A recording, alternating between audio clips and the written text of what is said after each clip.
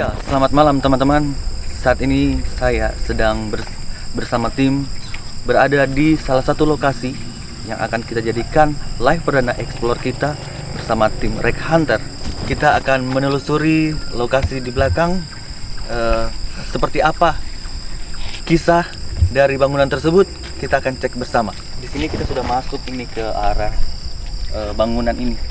Kira-kira Bang ya, ada aura apa yang abang rasakan di bangunan sekitar sini? Yang saya rasakan ada dua aura yang berbeda. Dua aura ya. Ini jalan setapak. Jalan setapak itu sebagai partisi antara aura yang berbeda itu. Sebelah di sini beda, sebelah di sini berbeda. Jadi untuk di sebelah kanan kita ini bahasanya seperti kayak yang dia yang kuasai tempat sini, di daerah sini. Nah, di sini seperti kayak tempat macam kayak tawanan-tawanannya mereka. Oh, jadi dijadikan area untuk ini ya. Kalau untuk di sisi sebelah sini, kalau dilihat secara batinnya, dia jadikan ini sebagai tempat penjara. Jadi arwah-arwah yang di sekitar sini ataupun mungkin bekas waktu zaman-zaman yang dulunya jadikan tumbal, dia tampung semua di sini. Oh, jadi artinya penjara mereka kumpulkan semua yang pernah jadi korban, dijadikan tempat untuk berkumpulnya arwah-arwah itu. Dia yang ada sosok yang di sini, dia bertuan. Ini isi dari apa yang kandungan bisa dikatakan bahasa sekarang ilmunya ya. Ilmunya kandungannya seperti isinya yang kayak gitu. Oh, Dia bertuan. Tuannya siapa? Manusia. ya Bang. Tadi abang bilang sepanjang perjalanan dari depan ya sudah ada aura, kebanyakan anak-anak ya. Iya. Jadi bisa jelaskan anak-anak seperti apa? Di sini yang saya lihat kebanyakan anak-anak dan perempuan, semua perempuan. Anak-anak tapi semua perempuan. Cuma di sini kan yang kita mau ungkapkan kisah Lisa. Kisah Lisa itu baru itu cuma satu cerita. Sebenarnya kalau mau di nanti kita ungkap banyak cerita dari masa ke masa akan terungkap ya. Akan terungkap. Dengan cerita Lisa, insya Allah kita akan bisa ungkap apa sebenarnya yang terjadi di sini. Ya. Lisa cuma satu cerita dari cerita yang sekian banyak. Jadi sosok Lisa ini satu dari sekian ini ya. Sekian banyak cerita. Cerita yang sama, kejadian yang sama. Oh, seperti itu. Jadi mereka nariknya itu targetnya memang untuk anak kecil yang perempuan. Kenapa sampai tidak ada laki-laki yang mereka ambil? Ya. Cuma perempuan saja. Nanti kita tunggu di segmen yang terakhir. Oke, Segmen baik. mediasi. Siap. Oke, sambil kita jalan ke arah depan ya. Ya teman-teman, saya di belakang saya ini sudah terlihat pasar ya, bangunan. Kita lihat, mau tahu cerita apa di balik ini. Di sini saya akan bertanya lagi ke Abang Mursid. Tadi Abang mengatakan bahwa di sini tuh lebih banyak dominan anak-anak perempuan. Nah, yang spesialnya itu, yang dispesialkan adalah adik Lisa. Kira-kira Abang bisa menjelaskan sedetail apa lagi tentang adik Lisa? Ya. Ini juga yang saya lihat, kenapa Lisa sangat dispesialkan dibandingkan yang lain-lain. Untuk manusia sampai segitunya, berarti Lisa dia punya unsur yang lebih dalam dirinya dibandingkan yang lain. Makanya dia dispesialkan. Bisa jadi Lisa ini bisa seperti kayak apa? Seperti kayak energi. Oh, Dia hadirnya dia sini, para yang di sini dia serap energi dari Lisa. Dia jadi sumber kekuatannya untuk mereka. itu kenapa Lisa disebut spesial ya? Spesial. Nah, untuk di bangunan di sini kita bisa lihat di sini. Ini di sini semua para penjaga semua. Jadi saat mereka bertugas, titik kumpulnya semua di sini, Di lokasi ini ya. lokasi di sini. Jadi saat mereka keliling, jadi kehidupannya mereka sama seperti kita manusia, macam ini kan ibarat penjara. Jadi saat mereka segala jaga, mereka semua titik kumpulnya di sini. Ini bangunan terakhir. Untuk Lisa sendiri ada 2 titik, di sini satu, Di arah sana ya. ya, sini satu. Dengan kemarin kita dapat penelusuran di pas waktu pintu masuk sebelah kanan ada pohon di situ. Pohon besar itu. Iya, memang sekarang pohonnya tidak ada, cuma saat kita penerawangan mata batin masih ada pohon dan dia ada duduk di situ. Untuk sosok-sosok seperti ini, dia mengganggu manusia atau tidak? Kalau misalnya ada yang datang kan, manusia biasa berkunjung ke sini. kalau untuk yang di tawon sih tidak, Nggak cuma yang penjaga di sini, Penjaga. yang mengklaim bahwa ini tempatnya, mereka pasti akan Marah, makan marah siapapun yang datang ke sini. bisa seperti itu ya. Ya, mudah-mudahan dengan kehadiran kita di sini, apa yang selama ini tidak terkuak, insya Allah kita akan bisa mengungkap semua Kejadian. kejadian-kejadian yang berkepanjangan. Kita punya durasi tidak lama di sini, jadi sebaiknya kita jangan terlalu lama di sini. Oh, baik. Kita kembali. Ya, kita coba. Baik.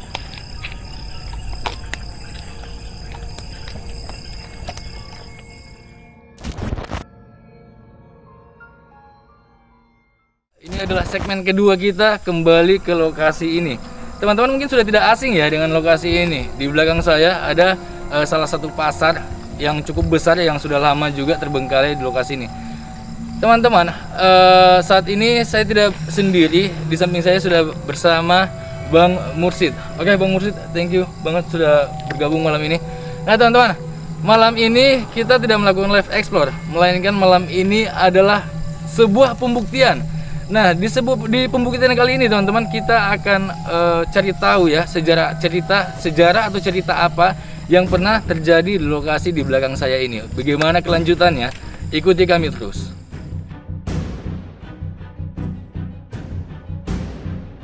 Bang Mursid, ini kan merupakan salah satu lokasi bekas tempat eksplor kita nih di sini. Kira-kira kalau menurut Bang Mursid, di sini ada sosok-sosok apa saja nih? Untuk sosok apa saja kemarin kita sudah bahas di segmen pertama. Malam ini kita mencoba mediasi, misalnya kita bisa dapat mengekspor sini kejadian apa sebenarnya di sini, dan kita bisa menuntaskan sebenarnya mitos apa yang terjadi yang di sini. Jadi Untuk memang malam ini seperti kayak gitu. mencari tahu cerita atau penuturan masyarakat setempat ya. Iya, dengan cara kita akan melakukan mediasi. Mediasi. Nah, sebuah pembuktian dengan cara mediasi. Sosok-sosok di sini sangat banyak.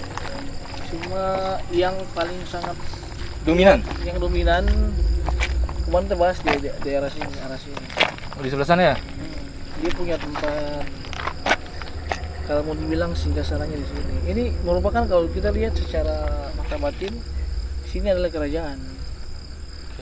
Kerajaannya mereka pusatnya mereka semua di sini. Dan untuk di bangunan-bangunan sini kalau dilihat mereka jadikan penjara.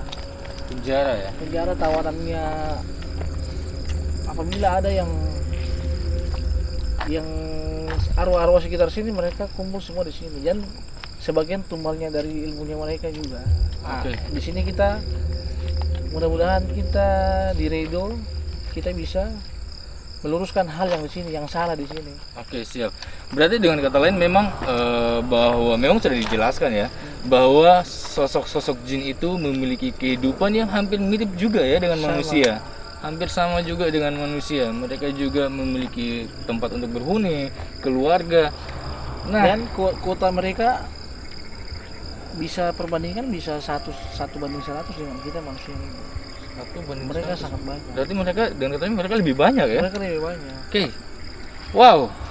Ini merupakan salah satu bekas lokasi Live Explore di mana banyak dari para penonton meneteskan air mata mereka ketika mereka mendengarkan cerita yang pernah terjadi di lokasi ini, yang setahu saya itu dialami oleh seorang anak kecil perempuan bernama Lisa atau kerap dipanggil Ica, yang saat itu baru berusia kurang lebih 7 atau 8 tahun. Iya.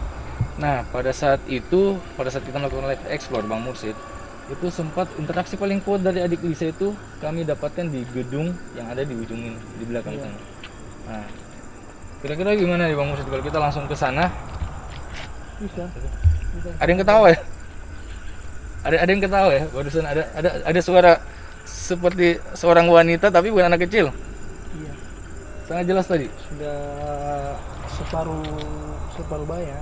Sudah seperti buaya. Wah. Oke, teman-teman. Barusan ada interaksi suara perempuan cekikikan. Entah dari dalam gedung itu, saya tidak bisa pastikan juga. Jadi, mesti gimana kalau kita langsung ke sana? Iya. Kita buktikan interaksi saat itu. Nah, kalau waktu di lokasi ini itu kan ada salah satu ruangan yang pintunya terkunci. Di ruangan itu pada saat saya menggedor pintu itu pasti ada balasan dari dalam. Iya. Itu ada sosok binatang. Itu kan. Sosok binatangnya yang dikurung di situ. Dia bisa saja ganas. Menurut penuturan warga setempat, bahkan narasumber yang kita dapatkan ini adalah teman akrabnya sosok adik Lisa. Pada zaman dulu, pada saat mereka masih berusia 7 tahun ya, teman sekolahnya waktu SD. Nah, dia sempat bercerita bahwa di tempat ini dulu pada saat bangunan ini belum didirikan, belum dibangun, itu katanya dia di sini adalah di tempat ini ditumbuhi oleh pepohonan sagu. Iya. Nah, bagaimana nih kalau menurut pandangannya Bang Mursid jauh lagi ke dalam? Kira-kira gimana? Yang jelas untuk karakter pohon pasti ada penghuninya. Mereka jadikan sebagai tempat tinggal.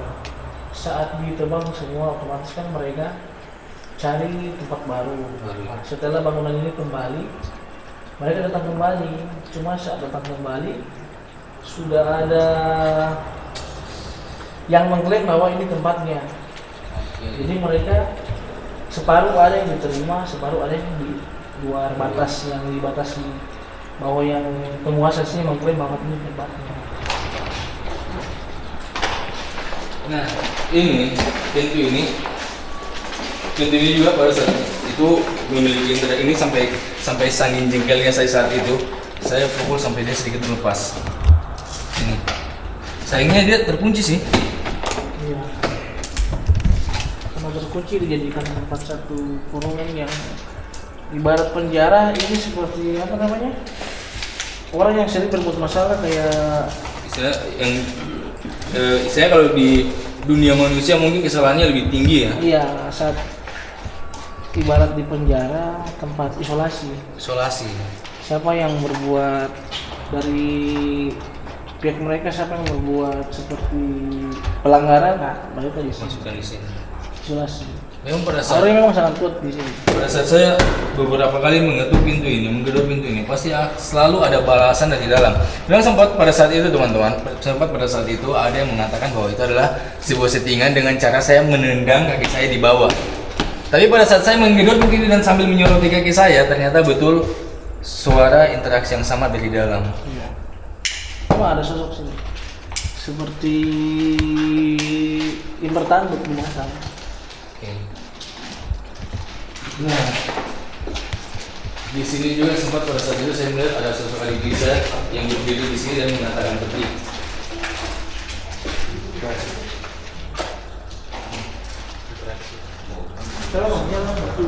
Dengar ya? Kakak ya? Iya.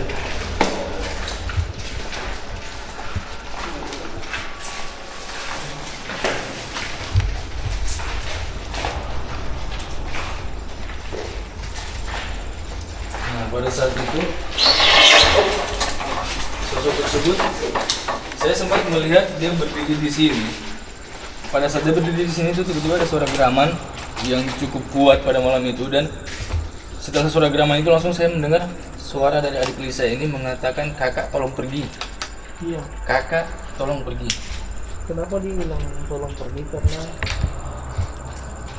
bahasa kakak itu kakak lagi sedang dalam rencananya mereka. Jadi si Lisa ini tidak mau bahwa akan ada korban lagi seperti dia. Jadi dengan kata lainnya seperti sebuah peringatan ya. Iya. Oke. Di sini juga ada tandon. Pada saat itu sempat saya melihat, ya mungkin yang sudah dikenal oleh banyak orang dengan sebutan kuntilanak. Iya. Pada saat itu dia Tempatnya berdiri memang tempat-tempat di bahasa. belakang tandon gini.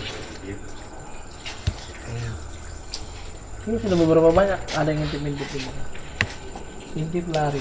Itu juga intip lari. Ternyata Bang Mursyid sempat melihat ada yang mengintip kita juga, guys. Oke. Kita langsung ke sebelah sana. Boleh?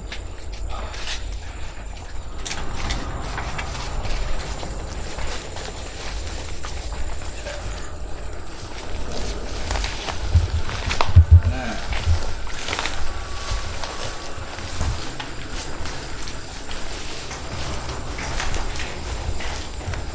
Untuk di tempat ini, Bang Mursyid, kira-kira kalau menurut pandangan Bang Mursyid sendiri, sosok apa yang ada di tempat ini? Tempat ini mereka jadikan sebagai titik kumpul para penjaga-penjaga Lokasi sekitar. lokasi kita. Apabila mereka mungkin setelah putar ditinggalkan, mereka betul-betul di sini. Karena memang pada saat itu saya sempat mendengar suara keributan di tempat ini. Iya. Setelah suara keributan itu hilang, tiba-tiba gedung ini seperti bergema. Cuma Ini. Jadi, ini suara laki-laki tuh. dia sudah lari ke sana. Suara laki-laki lagi. Ini juga gedung yang tepat ada di belakang saya ini memiliki interaksi yang cukup kuat pada saat itu. Iya. Dimana di gedung ini pada saat itu saya melihat, bukan hanya saya, tapi semua orang itu sempat melihat ada sosok hitam yang keluar dari atas plafon yang lubang di dalam sana. Iya. Dan untuk kalau yang di sebelah sini itu yang tadi Bang Mursyid juga sudah jelaskan kepada kita semua ya, bahwa di sini ada perempuan menggunakan baju panjang berwarna putih, rambut panjang, dan poninya juga itu sampai sebatas hidungnya dia. Dan pada saat itu juga memang sempat sangat jelas tertangkap oleh kamera kita. Kita boleh masuk? Boleh ya? Bismillah ya. Kita kemana dulu nih? Iya. Ini? Kelas. Lu ke sana.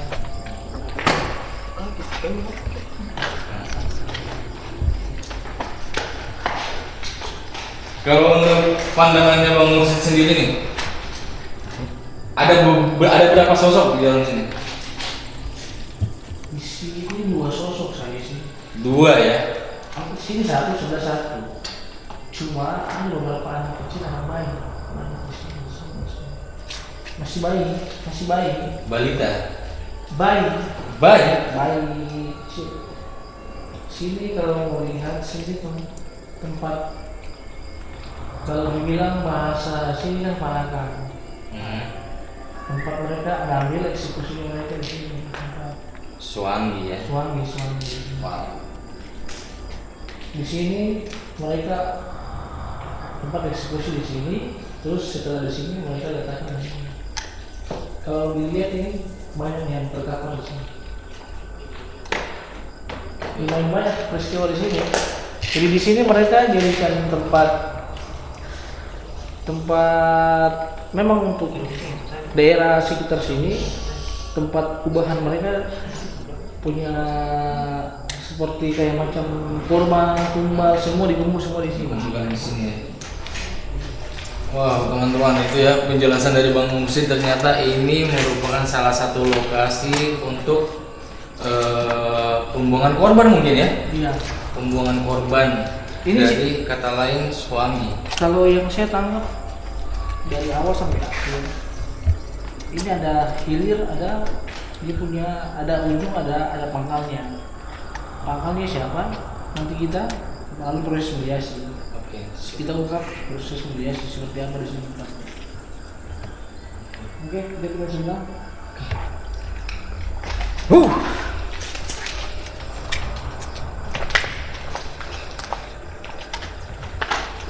Nah, ini pada saat itu sosok muncul kan setengah badannya tuh di kamar mandi di sana. Nah, kembali lagi, kalau untuk Bang Mursyid sendiri, sosok apa dan ada berapa banyak sosok yang ada di dalam sini? Di sini yang terlihat yang seperti aura hitam laki-laki. Aura hitam laki-laki. Aura hitam laki-laki. Seperti kayak mereka apa yang bahasanya lebih tepatnya seperti tempat mereka bersihnya di sini sesama mereka. Oke. Di sini. Berarti bisa saja mereka benar-benar merasa terganggu ya. Iya. Tapi di sini semua tidak ada sosok mereka. Tidak tahu kenapa. Wow. Angka juga bisa rasa keberadaan Iya sih. mereka. Iya. Dari tadi sih sebenarnya.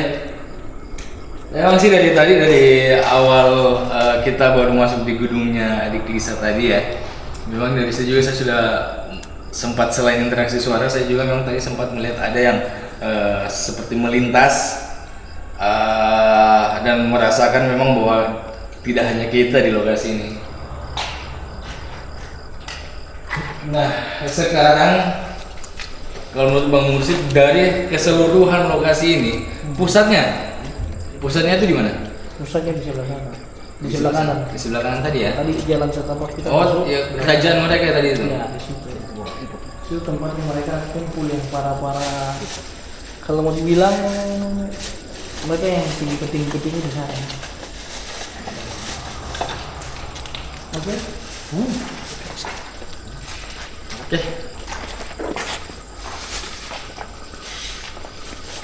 Oke teman-teman, berikut kita akan melakukan sebuah mediasi ya, mediasi yang nanti akan dipimpin oleh Bang Mursyid juga. Jadi kita akan berkomunikasi dengan salah satu penguasa ya, kalau mau dikatakan salah satu penguasa di tempat ini. Bismillah ya, semoga lancar karena saya sendiri yang jadi Angga yang sendiri mediasinya. saya sendiri yang jadi alat mediasinya. Jadi ya mohon doanya saya semoga lancar. Di sini kita tidak menantang. Di sini kita cuma niat membantu. Lantas apa yang kalian lakukan di sini?